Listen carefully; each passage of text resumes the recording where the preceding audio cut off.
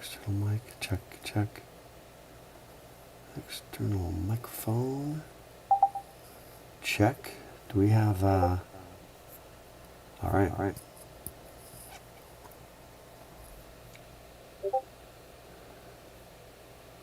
Hey everybody. Can everybody hear me okay? On the Discord channel? Anybody?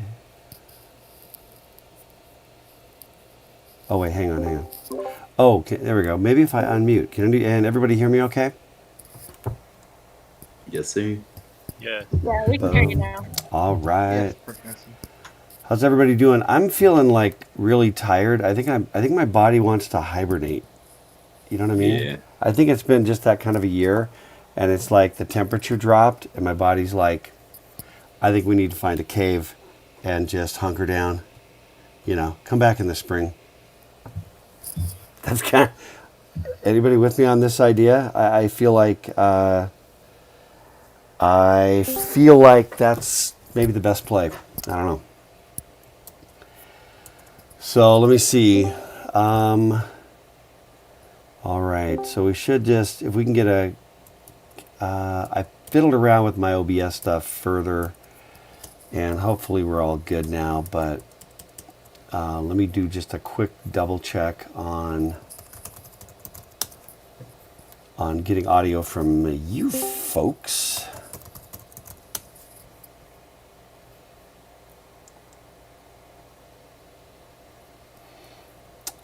Here we go.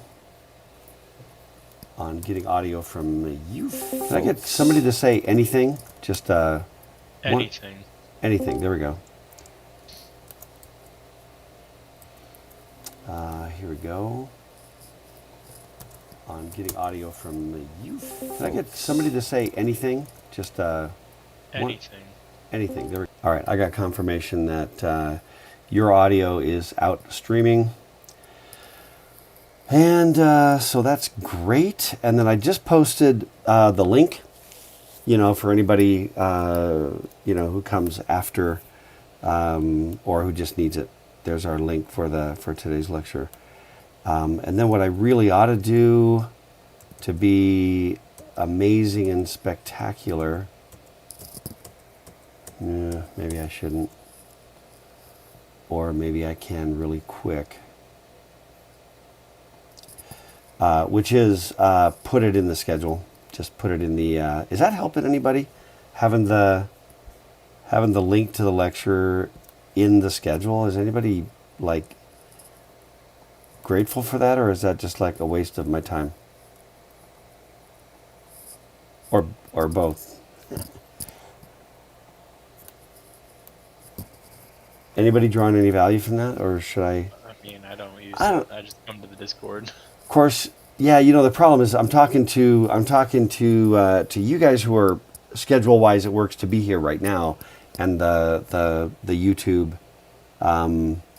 action is not as relevant. You know what I mean? It's the folks coming afterwards that are gonna probably hit that more, and then having that resource. I'm good. Okay. So let's see. Hey, welcome everybody. Welcome to September. Welcome to week 3. This is the end of week 3, isn't it? Yeah, we're recording on YouTube. But yeah, does that seem just crazy to anybody else that it's week 3 of the semester already? I don't know. I just feel like we're sleepwalking still, but that's probably just me because my body's trying to hibernate. Okay, let's do this thing. I got a couple of, I don't know, maybe it is is it week 2? Oh, hang on a second. Yeah. So, we are streaming, but we're streaming to YouTube because I'm a doof. Let me do this real quick. Sorry. Thanks for the reminder, everybody. I need to get that so you guys have full visual on Discord. Okay. Sorry about that. Better?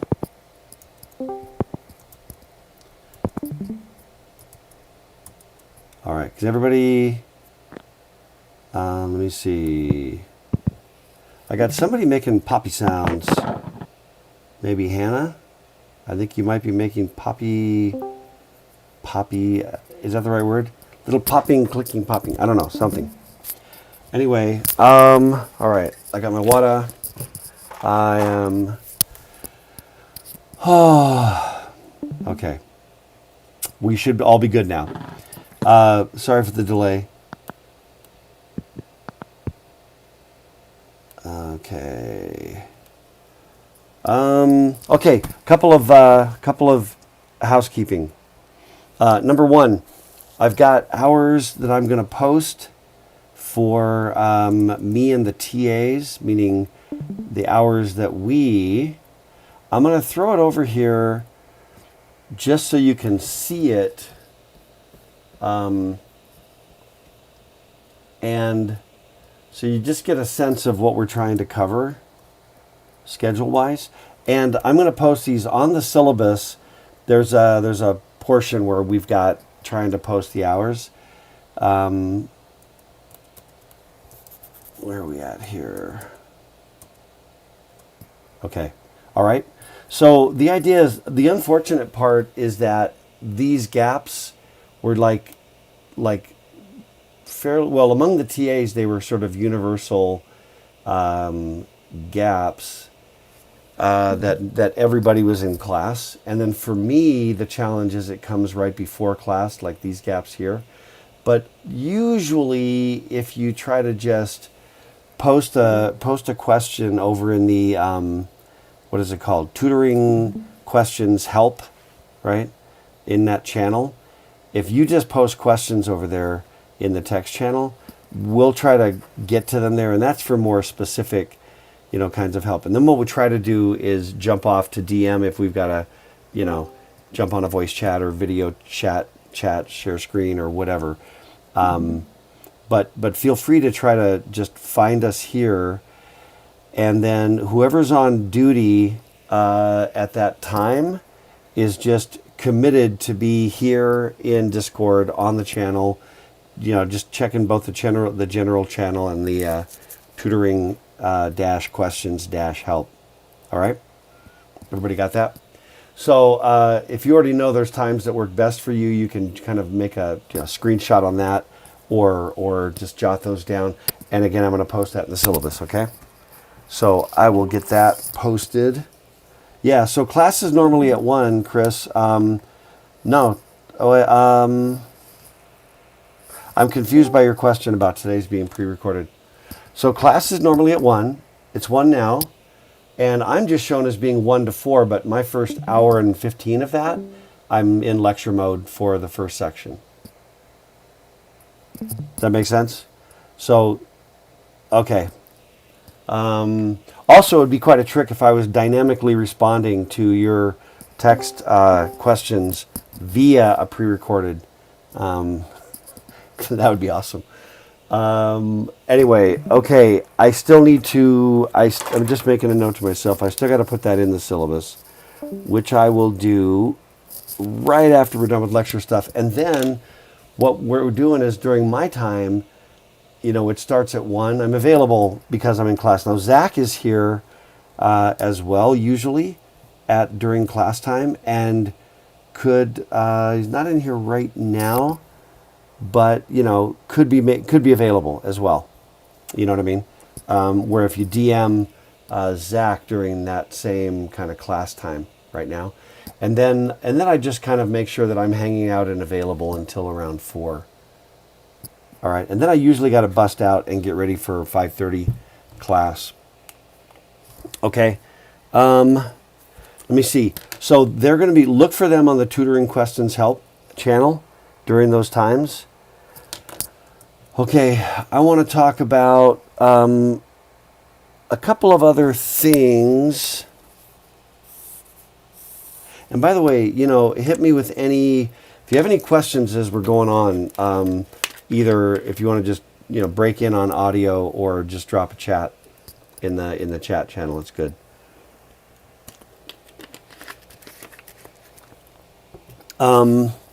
Okay. So here's one thing that happened. I posted. We're continuing chapter 2 today.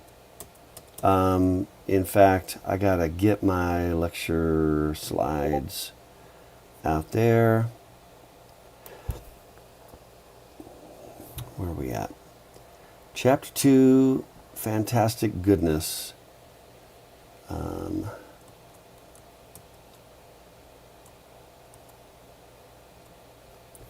And hopefully we can remember where we got to on that one.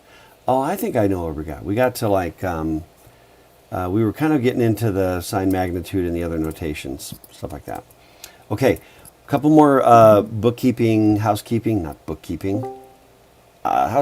items. I posted an announcement about, I realized I was getting some questions, but I also realized that the syllabus hadn't reflected the things we talked about here in class, the fact that we were going to attach due dates to the modules, right?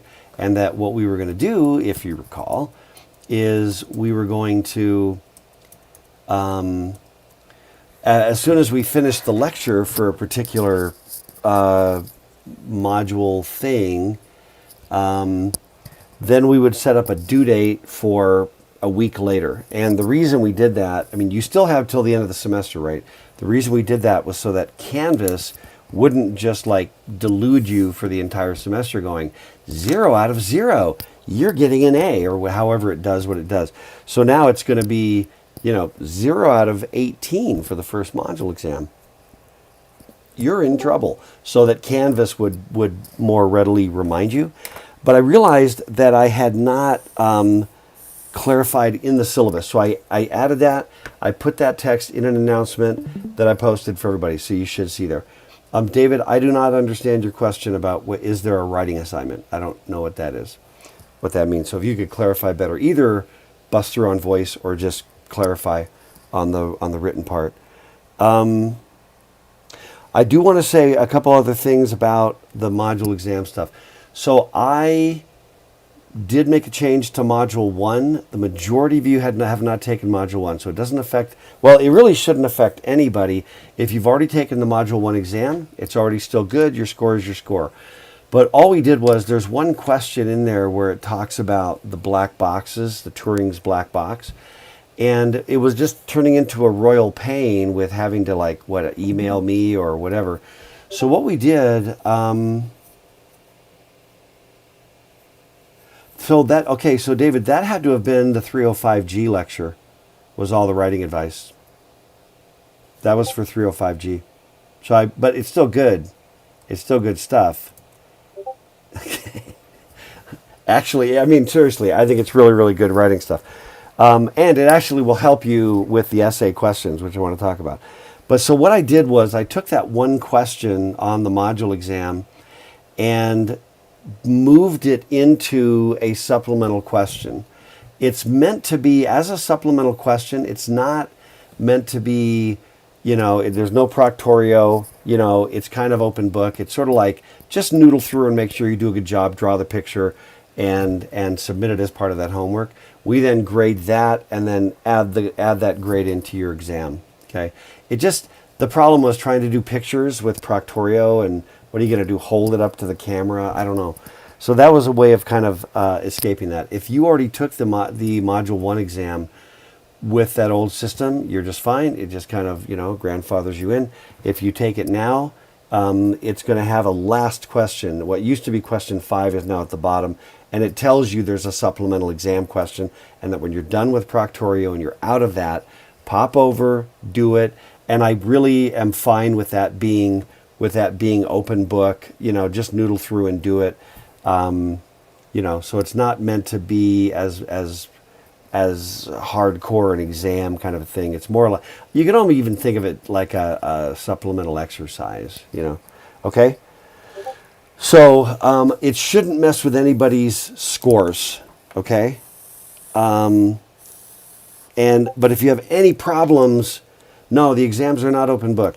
Just that one question, because you're not in proctorio at that point, and it's just that black box question, which is now a supplemental exam question that you can see on just that one question, and you'll see it in the assignments under, I think it's just called supplemental exam questions. Okay. I want to just say one other thing about the taking the when you do the exams. When you do the exams, I'm looking at, we're kind of obviously on the homework. Unless you want us to grade it, we don't grade it. But if you do want to talk through it, make sure you understand it. It's all good. We'll sit down with you and walk through your homework and answer questions and give you feedback. But there's one thing that I've noticed that I think is kind of gets in the way, which is, I'm not exactly sure where you acquired this skill or if it's just natural, but a lot of times your homework, it's almost like your goal was to answer the question in the fewest words possible. And I understand for homework, you're like, yeah, note to myself, right? Like, what are some of the homework questions like? Can natural language be used to describe an algorithm, right? Which we talked about in class. I hear baby. Who's got the cuteness? How dare you! I'm sorry, Chris, was that actually just you and not the baby? Is that the thing? No. Yeah, the students, they always say the freshmen are getting younger every year. Yeah, there we have I'm a it. super senior. I don't know what you're talking about. But anyway, so what happens sometimes is that you will just write like, yes or no, blah, blah, and it'll be like 4 words. Just understand that on the essay part of the exam, that'll not cut it, okay? Remember again that on the essay, any of the essay questions, whenever they show up, you're trying to teach this to your kid sister or your kid brother, okay? So it's not enough for me to see that you hit a couple buzzwords, okay? We talked a little bit about this, but I just want to reiterate it because I continue to see it, right? So if you're just like, War and Peace, and you're like, yeah, I'm just really not into Russian literature. And they'll like there's an illusion that you know something, but you really don't. But you said a keyword, Russian literature, and then you bop out, as you bail out of the conversation as quick as possible before you're discovered. So explain it well. Teach it to me. Teach it to me. That's what I want you to do. Okay? One other thing I just want to say, and what's interesting is you folks, I don't know how many people we have live here right now. Does it give me like a count somewhere handy? I'm not sure. But there's about 100 students registered for this class. Some of them are in the second, well, it doesn't really matter. Some of them came from online registration previously. 28 on Discord? Yeah. So it's only a fraction, and I am, in a sense, what we call preaching to the choir. You're the ones who are here, you're on, you're catching it live. The others either are hitting it at odd times on their own, treating it kind of like an online class, which is totally fine, or, being here during the second block, the second hour, where I'm still available on chat if you want to pause the YouTube video and pop over.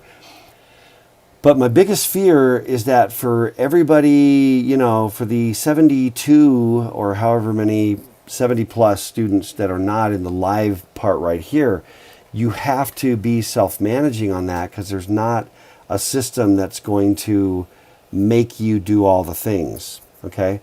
And one of the things that comes along with that, and the due date thing kind of helps a little bit, is that you have to treat this like you're studying a language. And we will actually study a language called assembly language. And the truth is, even things like circuits are a language, right? You put a little notation, and it just has words that means something in words. So it is really just a language. There's no way, a lot of you have studied languages, maybe done something where you've had to be overseas or learn a foreign language. Missions, probably most commonly here, but also other things, right? Other reasons why you'd have to study or learn another language, including English as a second language, right? So there's a lot of you that have had that experience, as I have, of trying to acquire some fluency and some proficiency in a language. The reality is if you don't do it kind of every day and stay in it every day, budget some time like every day for your 2810 time, and really get it, nail it, understand it, and practice, then you're going to acquire the fluency. Because when we get into it and we start writing programs in machine language and programs in assembly language, you cannot, it's been tried, and the truth is, I've only seen it done once successfully in 2 years, and the individual in question had already had advanced circuit stuff and was actually fairly proficient to start with, and all he had to do was sort of like pound it all out and take the exams and do the final project, which he did in like 2 weeks. But he already knew the stuff, okay? That's the point. And then it was barely. He barely made it through. So recommendation, let the due date be your guide and treat it like an urgency. Get after it. Do the late nighter if you have to. The things you do when stuff's due, do that thing. It's too easy to let this get pushed back on your schedule and let other things, just because there's an urgency, that shows up first, and then this gets pushed back. So just understand that with Module 1 due date already passed, and I think there are Module 1 homeworks. I think the last time I checked, there were like 55 of those done. So that's all right. That's more than half. But everybody that's going to pass this class has got to be tracking. Okay? And that's just my friendly reminder, warning. Okay? Treat it like you're studying a language. Okay. I want to do one other thing before we dive back in, which is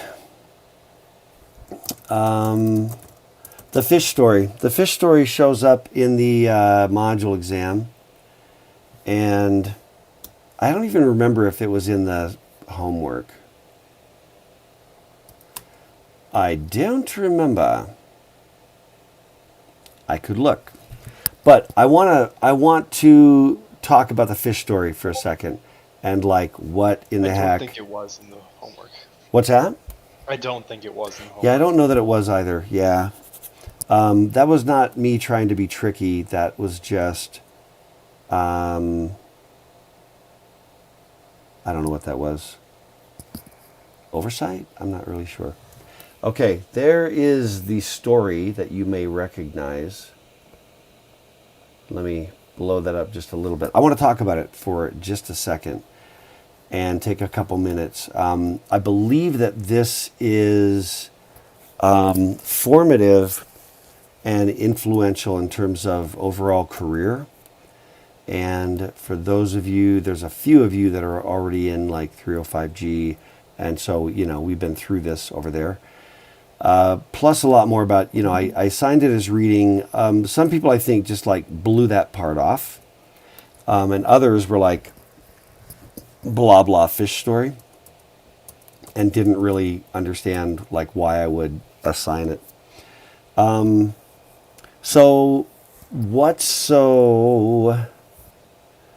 me see. JJ, I never know what to call you.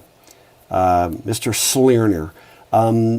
There is a pointer to it from the schedule, and there's also on Canvas in the files. There's like extra reading or something like that. Okay, but if you look on the schedule, you should see a pointer. In the homework. Oh, gotcha. Yeah, I don't think so. I don't think I put anything in the homework. So I want to hit this for a second and kind of walk through a little bit about what this story is about. Again, I've got my external monitor over here, so when I pivot over here, that's what I'm looking at. So Scudder was an entomologist, and he went to school at Harvard, and he shows up to study zoology, but in particular entomology, which is the study of ants, study of insects. And he tells this story of something that happened to him 15 years earlier, where he went into to study, and obviously methodologies and the approach and everything are going to have been different back then. But he approaches this Professor Agassiz, who was apparently a recognized, renowned research professor. But his thing was ichthyology, which is the study of icky things, in particular fish. So Agassiz was an ichthyologist. It's also the religion. It's the religion of fish. You know what I mean? The fish theology, and so he shows up, and apparently this is how school worked back then. At least in zoological. What do we even call that? Natural history, I guess maybe they call it. So he said, asked him what he wanted to study and everything else, and he said insects, and he says, when do you wish to begin? Now, I replied, and this seemed to please him, and with an energetic very well, he reaches from a shelf a huge jar of specimens in yellow alcohol. Take this fish, he said, and look at it. We call it a hamulon. By and by, I will ask you what you have seen. And then with that, he leaves. But then he comes back real quick to tell him about how to take care of the specimen. You can't let it dry out. You know what I mean? It has to stay wet and everything else. And anyway, and then he talks about just this whole experience of the smell. And if any of you had like biology in high school, do you guys still dissect things in biology class in high school? I remember doing that in high school. We did. I did, yeah. Yeah, but remember that smell? Yeah, I did. We did. There's that formaldehyde smell or whatever it is. I remember we did like earthworms. Found the earthworm's brain, and I don't even know if we dissected a frog, but we dissected things in high school back in the 70s. So I didn't know if all dissection was virtual now. I don't know. But anyway, he talks about, but for those of you that have been through that experience, that smell. It like stays with you for the rest of your life. Now check it out. Check out right here. So the professor leaves, and then here is, check out that statement. And by the way, is that resolution enough that you can kind of see it, read it? I can blow it up more. A little bigger is probably better, right? That's got to be just a little better. Okay. Okay, so he says, in 10 minutes, I had seen all that could be seen in that fish and started in search of the professor, who had, however, left the museum. And when I returned, after lingering over some of the odd animals stored in the upper apartment, my specimen was dry all over. Now, this part here about after lingering over some of the odd animals stored in the upper apartment, what is today's analog of that? Video games. Exactly, right. After checking my Instagram, after checking Facebook, after getting distracted on the interwebs, after doing a couple quick, whatever, battle, Clash of Clans or whatever, I kind of, what I mean? This is like getting distracted because you're bored is what that is. And he says he gets there and his fish is all dry. So he'd been away for a while. But check out this sentence. Do you have any thoughts about that? In 10 minutes, I had seen all that could be seen in that fish. What do you think about that statement? Anybody? Chat's okay too, but audio's fine.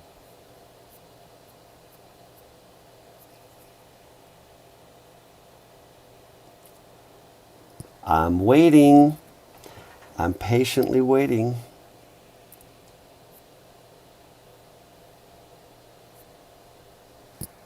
Bueller? Also, What was the question again? Sorry. Sometimes, by the way, Discord will do a thing. I did upgrade my Discord, so it might be a little better, where all of a sudden you're speaking and I can't hear you. So now the question is just, what do you think of this statement? Imagine very long looking at it. It's not very long, right? But anyone had the experience of staring at something for 10 minutes and becoming like terminally bored as hell in like 3 minutes in, you're like, oh, somebody just shoot me now. Is that a hamulon? Yeah. Yeah, Nice. if you don't want to do something 10 minutes feels very long. Right, yeah. When you're not into it, when you're not engaged, right? But do you think, nice, but do you think that in very fact and deed, that after looking at that for 10 minutes, Mr. Scudder had in fact seen all that could be seen in that fish? He couldn't see inside of it, so he couldn't see I everything. think- But even just the outside, even just for what, even just given the view he had he seen everything? Could have, but he didn't. Okay, and I'm going to go with disagree, agree. Because the statement is all that could be seen in that fish. That's the qualifier. You know what I mean? All that could be taken in a photograph at a glance, sure, but that's not the same thing. Buying? Not buying? More hamulons? Not buying it. Okay. All right. Well, let's keep going. So everything's dry. He resuscitates the fish, and so he says, this little excitement over, nothing was to be done but to return to a steadfast gaze at my mute companion.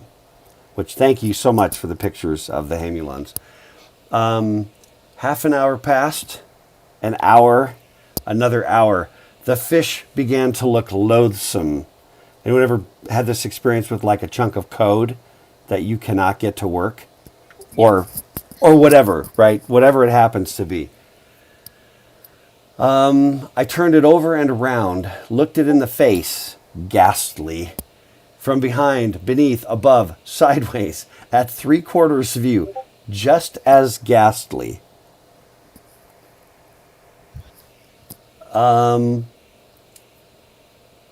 Where are we at? I was in despair.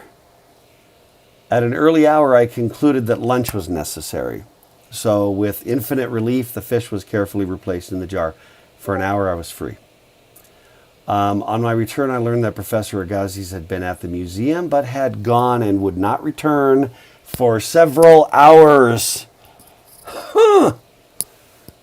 My fellow students were too busy to be disturbed by continued conversations. He's trying, but nobody's having any. He wants to go check his Instagram.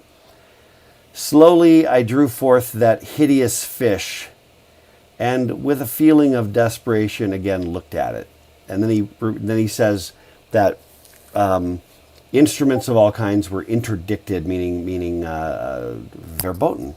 That he was really just to have his hands, his eyes, and the fish. He couldn't like cut it open or tear it apart or do other stuff with it or even use a magnifying glass. I pushed my finger down its throat. So now he's like, I got nothing. All right, I got to come up with something. And I think. Can I just call you Jay? I don't know if I know what your actual name is, but I think that the point is, the emotional reaction had to do with his task and the fact that he'd now spent several hours. You know what I mean? He'd spent several hours with a task that he just couldn't understand or get around, and he's like, take this fish and look at it, and he's like, somebody just punched me, and so the whole experience, I think it gets, transported. And we'll see a little later some of the transformation. So he says, I pushed my finger down its throat to feel how sharp the teeth were. I began to count the scales in the different rows till I was convinced that was nonsense. At last a happy thought struck me. I would draw the fish. And now with surprise, now this is the interesting thing. He says, I would draw the fish. And now with surprise, I began to discover new features. What happened? His first reaction was that 10 minutes into the thing, he had seen everything that could be seen. And now, as he starts to, hours into the thing, and he says, well, what if I just started drawing it? So he grabs a pencil and a paper. That's not an instrument, you know what I mean? He's not, going after the fish. He's still just looking at it. But he just starts drawing a picture, and he says, with surprise, I began to discover new features. So now what's going on? Well, I mean, what changed? What changed? He was staring at it for hours, didn't see it. He starts to draw a picture, new features. What's going on?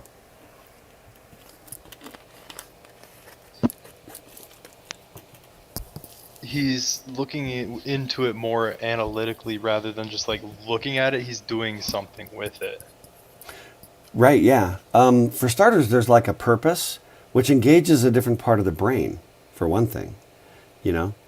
Like, here's an example. Have any of you ever, again, comments or voice is just great, but have you ever been at a job where somebody has some code or some spec or something that you need to learn?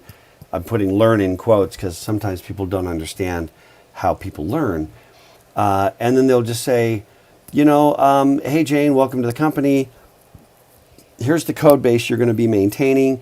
Why don't you just take a week and just kind of familiarize yourself with it? Anyone ever had that experience? Whether it's like a document or a specification or, or code. Anyone ever had that experience? Like in a work environment? I have, but I'm older than all of you. I think I'm older than all of you. I have. Okay. How miserable is that? Pretty miserable. Right? I mean, you're in the same position as Mr. Scudder at that point, right? Because there's no objective. There's no grand objective. You're just looking at it to learn it, and that's just brutally difficult. Once you're like, well, I'll draw it, I have a goal, I have a purpose, my mission is to draw. And as I start to draw, I start to notice things, right? So, I mean, he might have noticed like, oh, wow, maybe he noticed things like the size of the scales is actually different as you move, and then what does that spark in your mind? What does that get you thinking about? And then, there's sort of like this greater connectedness of things that start to happen. But there's something about the objective. So if you want someone to learn code, ask them to prepare a PowerPoint lecture about the code, right? Can you see how that would feel different? Or ask them to go find a bug. There's this bug. Here's the test case and it fails. Now go just find the bug. How much better will they understand the code after having done that exercise versus just reading the code even for twice as long? Or let's say document it. You have to go through and you have to add block comments to this code, right? Right? It's a different task. It engages the brain differently, okay? So just then the professor returns, praises him for using the pencil, praises him for keeping his specimen wet. Yeah, he doesn't fess up at that point. And then the professor goes, with these encouraging words, he added, well, what is it like? And then he said he listened attentively to my brief rehearsal of the structure of parts whose names were still unknown to me. So he did have there's these eyes and there's this, whatever. He starts to kind of catalog the things in the fish. And then he goes through some of those, right? And he said, when I finished, he waited as if expecting more. And then with an air of disappointment, Agazi says, you have not looked very carefully. Why, you haven't even seen one of the most conspicuous features of the animal, which is plainly before your eyes as the fish itself. Look again, look again. And they left me to my misery. Now, I want you to think about this in the context of like 2020. Again, the t-shirt tells the tale, but ignore the 2020 aspect. Maybe 2019 or 2023 when life gets normal or something. What would be a common response today at this stage in the game? That this is you enter a class and this is what happens. What are you going to happen? What are you going to do? Just be really honest. Not you. We're not talking about you. We're talking about that pissy friend of yours. You know what I mean? Who hates everything. What are some people going to do today? Get into a different section. Sure. What else?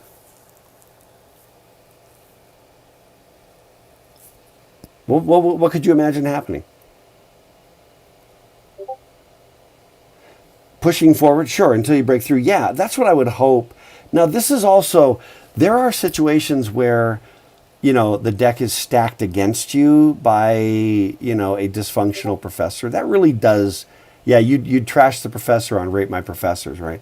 Whatever the version of that was in the 1800s. Yeah, or you'd be talking to the dean or talking to the department chair. And I want to be really, really clear about something. There are absolutely situations in which you should talk to the dean. Like, I really, really believe that. And there are situations in which you absolutely should trash somebody on Rate My Professors. So I'm not like whitewashing the legitimacy of that need. I'm just saying that there is a thing kind of culturally, and I don't mean it's like, I'm not, so you guys can just go ahead and give me an "oh boomer" gif, in the comments. Okay, boomer. I'm not trying to just bash on you millennials, because I think a lot of this was already there when I was an undergrad. I don't think this is like suddenly new to this generation. I do think it's gotten a little bit worse, right? What do we got here? Thank you, Morganator, for the boomer alert. I'm not trying to play the old guy and everything was better in my day. Okay, everything was not better in my day. All right, let's just be really clear about that. And I have a number of pointed examples. Starting with cigarette smoking in the workplace. Let's just start with that one. I'm glad that is gone. But no, you know what I'm saying. Yeah, right. Thank you. Anyone wants to point Balake? Is Jay Quellen? Ron. Ron, you want to go to war, Balake? No, I think that guy ought to be reported to. Go to Oshag Hennessy's I office. think he needs to be reported to Principal Oshag Hennessy. Myself. So yeah, that's a good example. There is crazy, and that needs to be dealt with. But what I'm getting at here is that this professor, I don't know if it was his deliberate strategy, but with Scudder, it certainly had the following effect. Let me get back to it. You haven't looked very carefully. And then he says, I was piqued. I was mortified. Still more of that wretched fish. Okay. But now I set myself to my task with a will and discovered one new thing after another until I saw how just the professor's criticism had been. Okay. And then check it out. The afternoon passed quickly. Okay. The afternoon passed quickly. That's a change, right? First 10 minutes of the day, and he had a serious case of punch me face, and all of a sudden the afternoon passes quickly. See the difference? And then the professor inquires toward the end of the day, do you see it yet? Now this is what's cool, is you kind of believe at this point that when Scudder sees it, he's going to know it. But he's recognizing a few things. So he says, no, I replied, I'm certain I do not, but I see how little I saw before. Okay? And the professor says, that's next best. I see how little I saw before. Now, this relates to the orders of ignorance, which we're not going to dive deeply into like I would in classes that are a little higher up the scale, the course, 300, 400 level. I always talk about the orders of ignorance. But I gave you the reading for that, okay? So you can still hopefully get a lot out of that. But recognizing what he didn't know, he now suddenly has learned enough from a day of staring at the fish to recognize what he doesn't know. That at least he recognizes that there are things he doesn't know. Now there's a sort of an arrogance that we all naturally kind of gravitate to, some more than others, but there's a natural gravitation to a kind of an arrogance that puts the burden on everybody else, right? Puts the burden on everybody else to teach you, to put the knowledge into your head that somehow if you didn't learn, it's the professor's fault. Now, honestly, I think that, again, just to be very clear, there are times when I think professors get in the way, right? I do think that absolutely happens, and I think from an educational perspective, my view, that's inexcusable.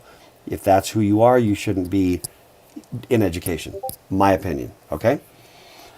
And I love the Ralph Waldo Emerson quote. But what I want to just get at here is what changed? What changed? The professor hasn't said jack. and a day has passed and Scudder's different. Where was the change? The fish hasn't changed. He never got to cut it open. Fish has not changed. Professor Agassiz has not changed. What changed? And you know, where did it change and what was the change? Any ideas? Any thoughts? So his understanding, sure, but you know, be more specific, right? His understanding about what? Like, so, you know, you're speaking to something that's changing inside of Scudder, inside of Mr. Scudder. But what exactly is different here? Time. So, what's that? The amount of time he's been spending with it's the only variable that's changing. No, it's not. I mean, that's a variable. The amount of time he's changing has been increasing, has been linearly increasing as a function of time, right? The time he spends, but that isn't the only thing. It can't be, right? Because you could stay pissy for a solid 8 hours. You know what I mean? You could take the first 10 minutes, double down on that repeatedly, and time passes, but nothing changed, right? I can't remember if that was Colby that made the previous comment on that, but you know, are you buying? Because something else has changed. So Eisen just said, you know, his understanding, his perception of what he was seeing. Yeah, absolutely. What else? I think the guy has like a natural thirst for knowledge. A natural thirst for knowledge that So Scudder he had. just needed to realize there was something to learn. Yeah. He kind of gave the process benefit of the doubt. And there had to be, you know, you see that Scudder demonstrates some, at the very beginning, his first statement, in 10 minutes I'd seen all that could be seen. That's a bit of an arrogant statement. Because it's just not true. It's an indefensible statement, in my opinion. Okay? But by seeing, I also mean understanding. And I don't just mean, can I see all the pixels if I were to take a picture? Yeah, but that's not what seeing, you know, really is. His willingness to learn, absolutely. But what else? Keep going. There's more. He learned how to be more patient with the process of learning. Okay, I think that's true. He did learn to be more patient with the process. What else? I know I'm being Professor Agassiz here. You know, you're laying out. You know, you have not seen the most obvious thing, which is before you, as the fish itself. What else? I've got my own little list, but I want to just press you just a little bit before we get all the way out.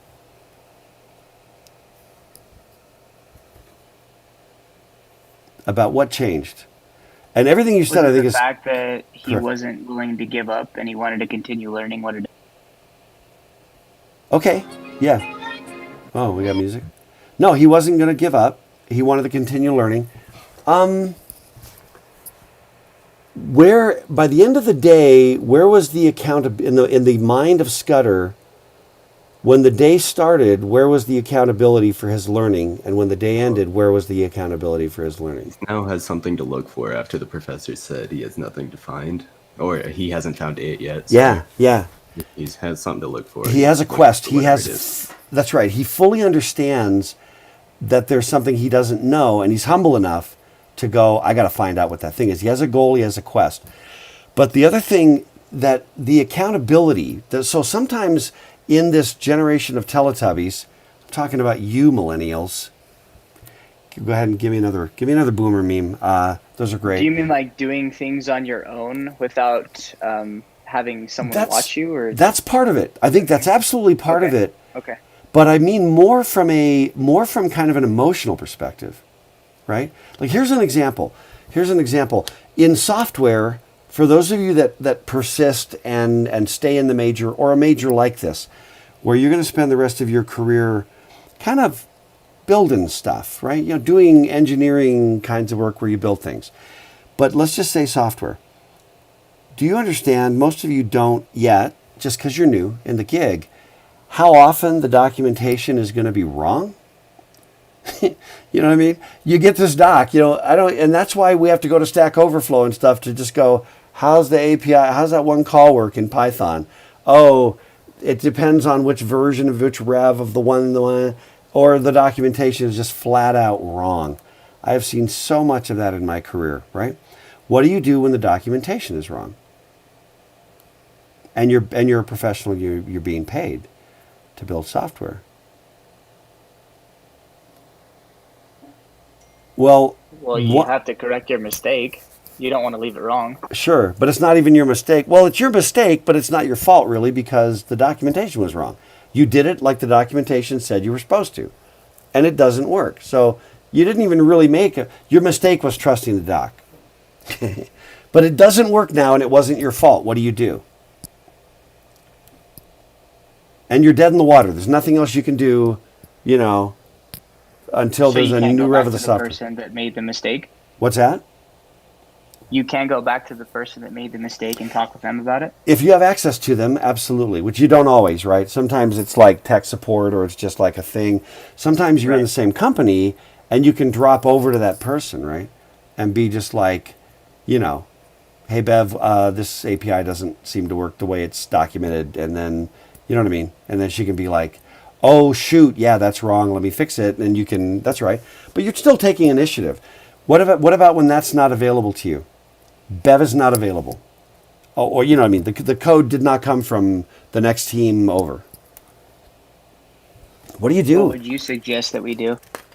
I have a suggestion, but I first want to hear your ideas, and then I'll give you my suggestion. To look Okay, under the hood gotcha. and experiment. What's that?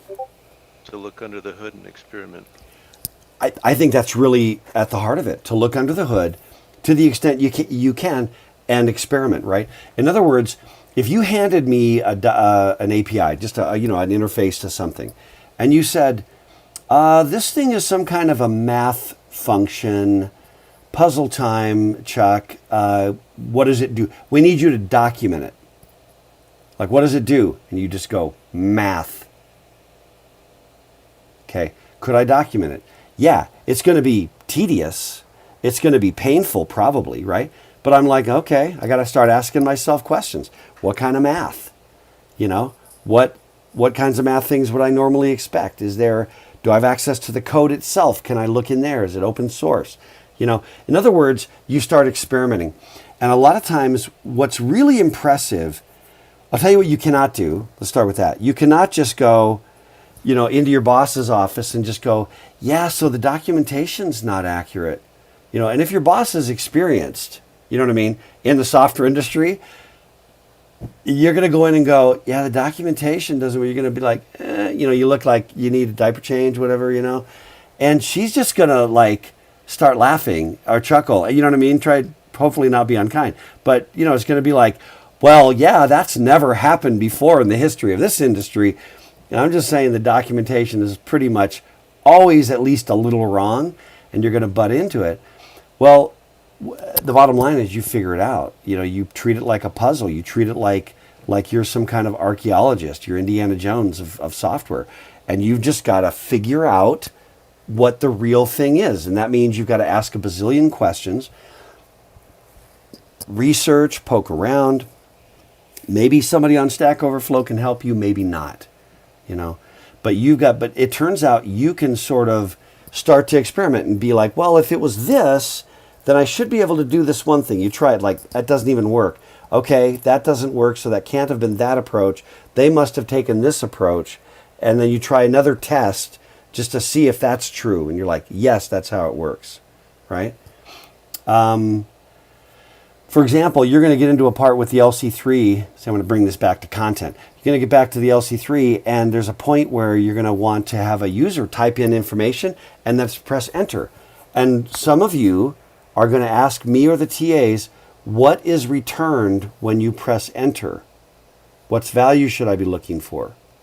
Okay, I would submit to you this is a suboptimal and less impressive approach. What should you do?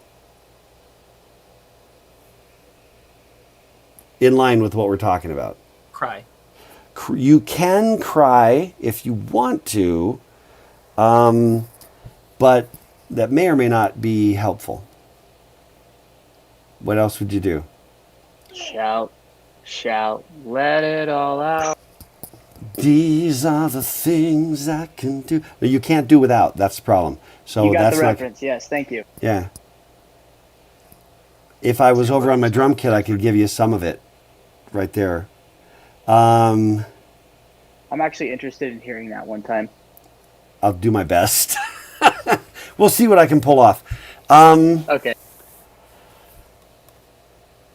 No respondos? Here's what you do. Here's what I did first time, right? I'm like, well, the documentation, there's a little thing on there's a little switch. I just wrote a little code, right? I'm writing in assembly language, write a little code. Just read the value from the keyboard, look at it. Then press the enter key and then just look and see what the value is that pops up. Oh, now I know what the value is that's generated when I press the enter key. Try it and see. Try it and see what it does. You know, and that turned out to be a pretty simple question. But some of you, because I think it's just a habit, because you're just millennials. You're just millennials. The younger generation these days. When I was young. Those Zoomers. Exactly. You see, I'm trolling you, right? You understand that I am absolutely trolling you. Probably not effectively because my heart's not really in it. You know what I mean? I realize that these issues are kind of universal. You know what I mean? That every generation's got things. But no, you have to just try to experiment. Try it. See what happens. You know? You're trying to fix something. It makes a funny noise. Try it this way. Does it get more noise or less noise? You know? I mean, experiment. Understand the world around you. That is the ethic of being an engineer and the topic of module 9 or 10, I can't remember. That is actually our topic in module 9 or 10. How to think more like an engineer. How to tear something apart and just figure it out. And then put it back together. So the most impressive thing you can do, and I've seen this done before, and it's really impressive. I've done it myself, but I've seen it done with people working for me. This happened once we were doing infrared stuff. And a lot of times when we were doing infrared data communication stuff, in the early days, this is way before Bluetooth was a thing, we would be the first group that actually touched a certain board, like a Motorola board or a board from somebody, right? And we'd be the first ones to actually try certain capabilities and features in the board. So in essence, we were debugging it for them. And I remember one time we were doing one of my guys was doing. I just was trying to write some code. And it was all memory mapped stuff. It was memory mapped I/O, which we're going to talk about here. But he's doing this memory mapped I/O stuff. And then he comes to me and he goes, "Hey, Chuck, I just wanted you to know that, that board and then that operating system, that real-time OS that we dropped on it, he's like, it's not working like at all." And he said, "I figured out pretty quickly that the memory map was wrong, that the documentation, that what was actually in the code for the memory map and what the documentation said it was did not match." So he's like, I put a call into, to the person over at wherever at the, real-time operating system company. And he goes, but in the meantime, I just kind of drove through and figured it out. I mean, I knew what the features were. I just kept poking different values until I found, oh, that's the one that makes the light turn on. Okay, document it.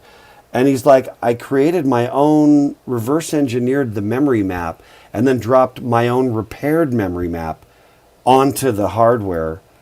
And so it's working, but not according to documentation. So, and then he says, and I sent my documentation for the corrected memory map back to the manufacturer. That is what I'm talking about, right? Because otherwise, what was his option? He was only on that one project. He could have said, yeah, so Chuck, I'm probably not going to do anything for 3 weeks because I'm kind of dead in the water because the company, you know what I mean? That's not acceptable. That's not acceptable. The engineering ethic is go figure it out. That's really kind of what he was doing in essence. He was leaning forward in the skis. He was, figuring out. So then Agassiz tells him, I won't hear you now. Put away your fish, go home. Perhaps you'll be ready with a better answer in the morning. And, I'll examine you before you look at the fish. So now Scudder is just terrified because he's like, I got to think of the fish all night.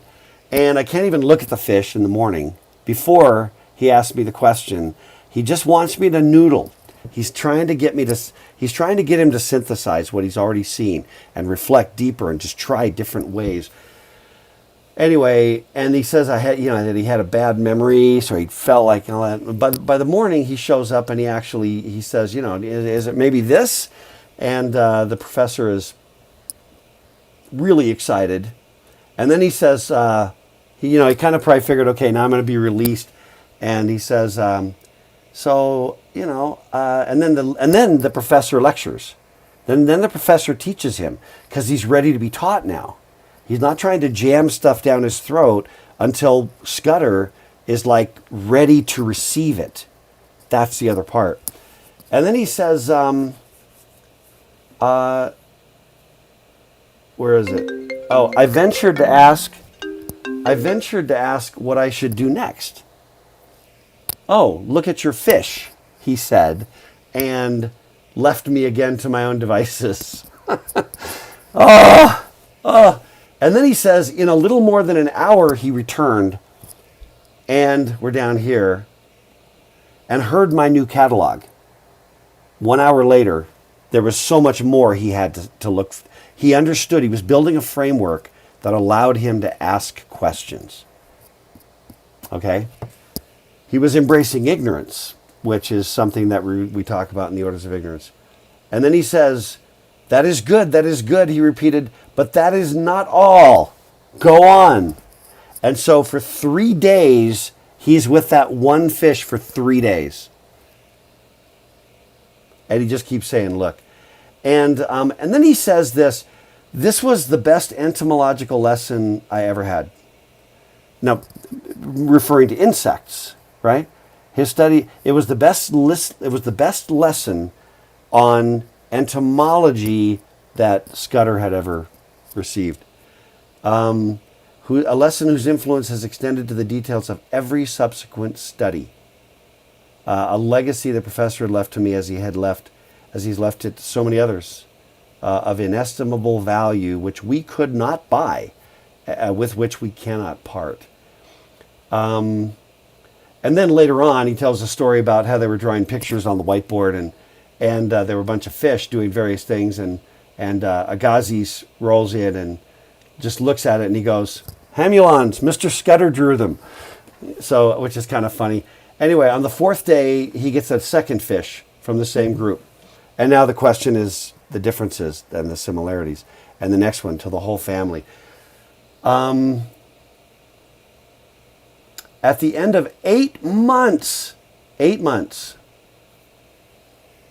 that he left the fish and went to insects. Okay, so I just want you to think about that experience, right? Because I personally, now if you know, when I ask this question, will be on the module 1 exam. What does the fish story have to do with assembly language and computer organization or anything else? And if you say, we have to keep looking, okay, you didn't say anything that was not in the title of the story. We have to take the computer organization and look at it. That is 0 points, okay?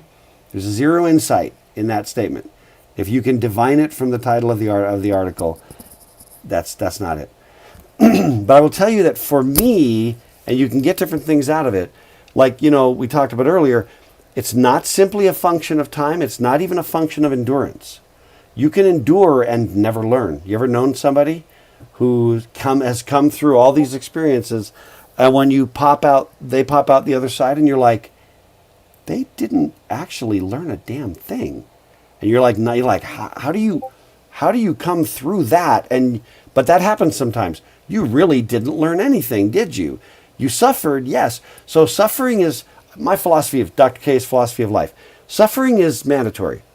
There is no living without suffering, period. It's built into this whole system.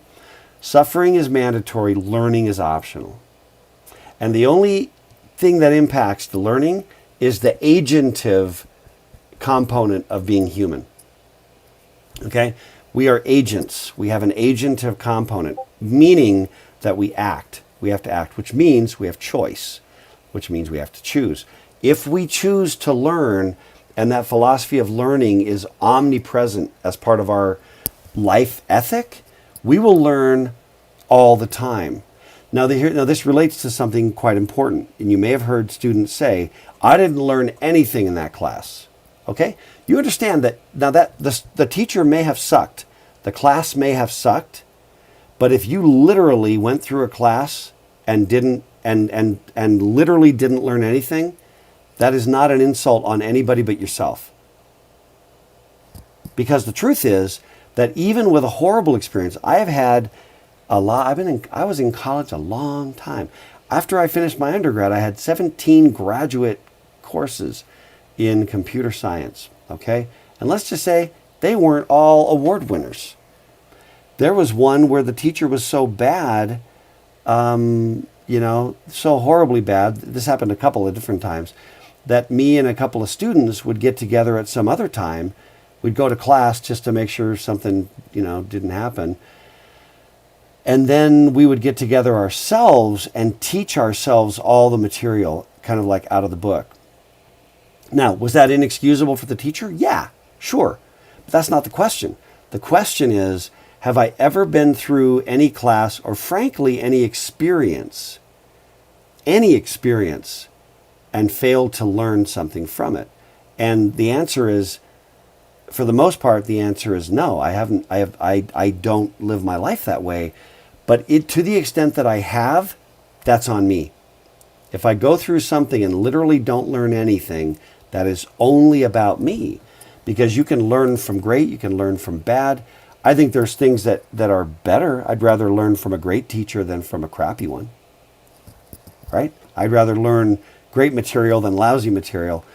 But even when I read or listen to or, allow myself to be exposed to things that I even intensely disagree with, which I do, there's stuff to learn from all of that. Always, always, always there's stuff to learn. But you have to be dialed into that, and that takes a certain level of humility. You know what I mean? To be listening and learning instead of just believing that in 10 minutes I'd seen everything. That statement, as you reflect on where we are in the story, which is the end, that initial statement that in 10 minutes I had seen all that could be seen in that fish and went in search of the professor, that is arrogant. That is intensely arrogant, in my opinion. It's also arrogant and prideful. It lacks humility. I saw everything. I went to go grab the professor so I could be done. Okay? What I'm trying to encourage you to do with all of this stuff, with programming, and some of this assembly is going to click for some of you, and there's some of you that is just going to just kick your butt. And if you can pivot your mindset into, being, trying to understand that kind of harmonic resonance with the material, opening your own heart up, being humble enough to just say, no, I can do this. And the cool thing is that I, and all three of the TAs really, really care that you have a good experience and that you learn. And we're going to walk you through it. If you literally can't understand the first thing, but you're doing your part, grab us, DM us on Discord, and we'll jump on a chat with you and we'll walk through it. And we'll literally handhold and tutor you through the whole thing. We're not going to handhold you on the work and on the accountability and the responsibility, but we will answer all of your questions, you know what I mean? And stick with it while you figure it out. Some of you are going to go real fast and some are going to go real slow, but all of you can finish. I truly believe that all of you can finish and pass this class. It really comes down to your own sort of investment. Time is a big one because without that, nothing else happens. But then it's emotion. It's emotional investment, right? And you know how when you get into that, like tied in knots, just pissed at the world, you cannot learn in that mentality. When you're in that state of frame of mind, you can't learn. So you have to somehow breathe in, breathe out. You have to somehow find the Zen place. Seriously, I mean, I highly recommend it. There's a Zen place where you find a peace with going after difficult material.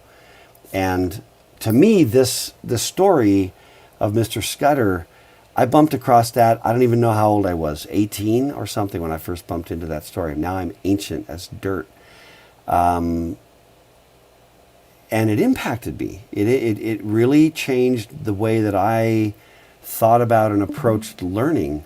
And then when I got into computer science and I realized that the cool thing about computer science is that you can always just experiment, figure it out, toy around till you get it. And that's actually almost doubly satisfying, frankly. So, any last, by the way, great comments in the chat. Only one GIF on the boomer alert, which I'm sorely disappointed. I feel like I did at least a modest level of trolling, and your response was kind of milquetoast. So I think you can do better. You kept bashing millennials. I think half of us are probably considered Gen Z. You're probably Gen Z. So yeah, you're like, yeah, screw those guys. Why are you talking about millennials, Dr. K? Those guys are idiots. You're right. You know, I'm caught between the boomers and the zoomers. Whose side do I take on this first? That's a tough one. Well, the interesting thing too is that I was born, depending upon how you divvy up the baby boom, typically they will say, through the 50s, like January 1, 1960. And I caught 3 weeks of the baby boom. I was like the last 3 weeks of the baby boomers. So I was very much the tail end, which I like to think of as just I'm better than everybody else by virtue of something I had no control over. That's how I roll. So, because if there's anything, if there's anything more arrogant than that, I'm not quite sure what it would be. But anyway, so here's the deal. We've only got a couple minutes. It's okay. It's okay for me. We're getting through all the stuff, and we're going. I want to just sanity check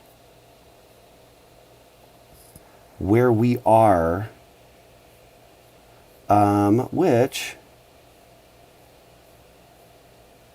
And we can do a couple things right now. I mean, we always start just a little bit late because of dumb technical difficulties. But did we get to... Yeah, I think we got to like right here. So here's the question right now. Yeah, we left off on going and turning a number into a negative, the ones and zeros into a negative. Okay. Did we have slides about that, or were we? Oh no, we were in here. To it, yeah. We were in here. Yeah. So here's the deal. We can spend like 5 minutes right now, going a little bit over. We can also just stop and again, it's video, so if anybody has to bail, they can come back and watch the last 5 minutes on YouTube. I don't have a strong preference. I always feel bad if we're not moving a little bit more through, the material. But I wanted to have the fish thing. I wanted you to have the fish. Some delicious sushi. Let's go 5. Nudge just a little bit deeper, and then when we come back on Tuesday. By the way, remember that the slides are up on Canvas, okay? And if you go to YouTube, you have to go to my other website. I'm going to put the name of it here.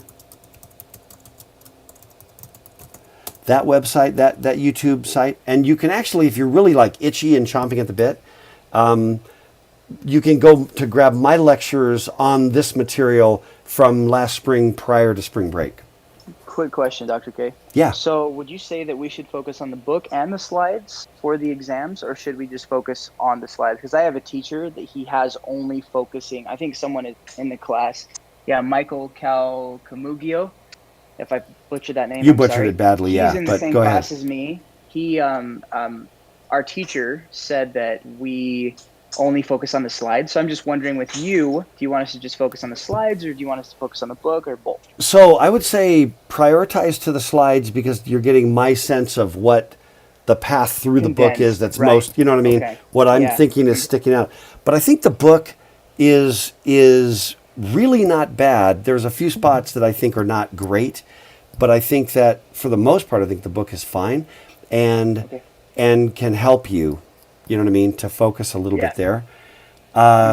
Yeah. But so I would say, and more than anything, it's kind of like, what am I talking about when we're getting into it? That really gives you the sense of, what I'm viewing as most important. And like I said, if you want to Okay, go back to the other website, you can find my lectures, which I was recording lectures with a video camera in the back of class. So you can get me doing the stand-up classes with slides going through the same material that we're on right Okay. now. Great. You know what I mean? Great. If you want to jump ahead, it's there for you. Okay, thank you. Yeah, you bet. So, yeah, we talked about high order, low order, something in between, right?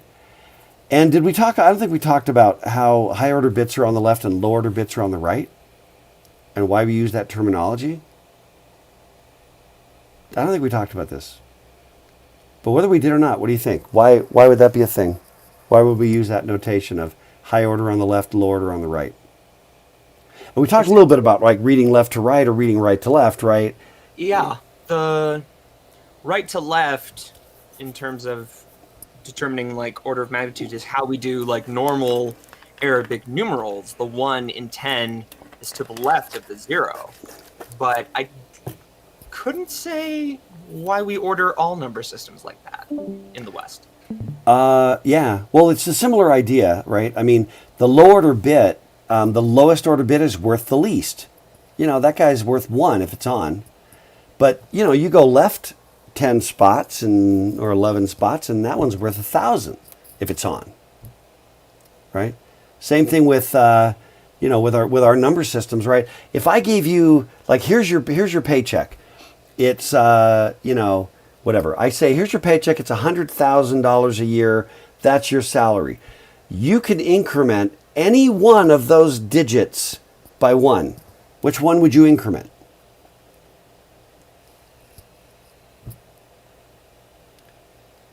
Bueller? Balake? You're gonna increment the leftmost one, right? Because that one's worth $100,000.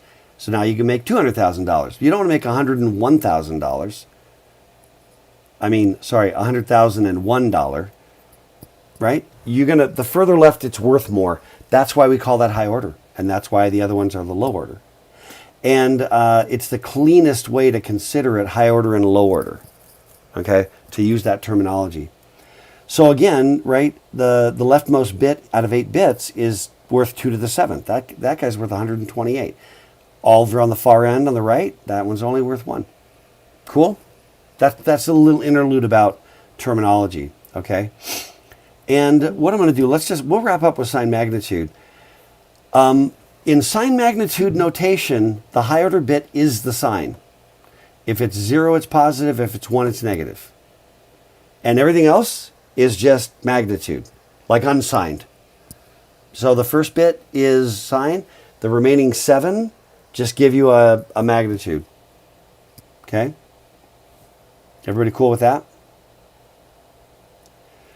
So this one here, just to give you the painstaking detail there, that's your sine, that's the magnitude. Hence, signed magnitude. Okay? And that's 108. Okay? Now what about this? Let's do this real quick. What's the range of possible values in sine magnitude notation? What say you? Any guesses? Not guesses. You ought to be able to figure this out. You don't have to guess. A guess would be like orange. No, bad guess. You can derive this thing. Do I have?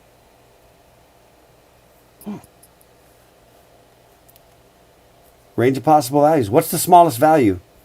By which I mean the most negative. What would you do? Anybody? Negative 27. It would be negative 127, right? Because what I would do is I would flip the sign bit, and then the magnitude would be the biggest number I could do, which is everybody's on. Hence negative. It's basically all of those added together, which is 127. Okay. And if I wanted the biggest positive number, what would I do?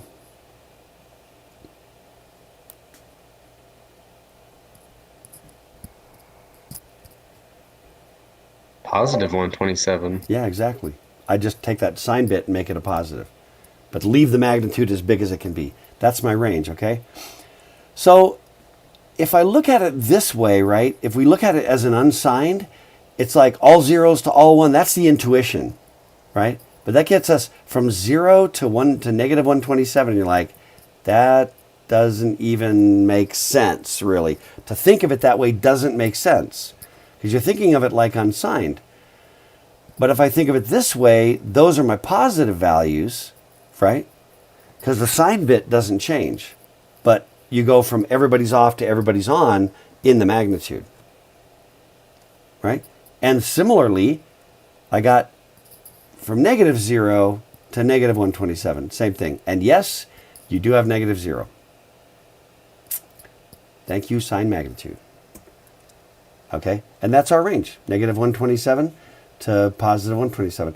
All those questions like what's the range of blah, blah, blah, you should never have to memorize that.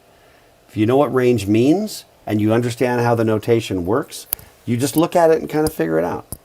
You can derive it, from scratch without having to memorize it. Okay?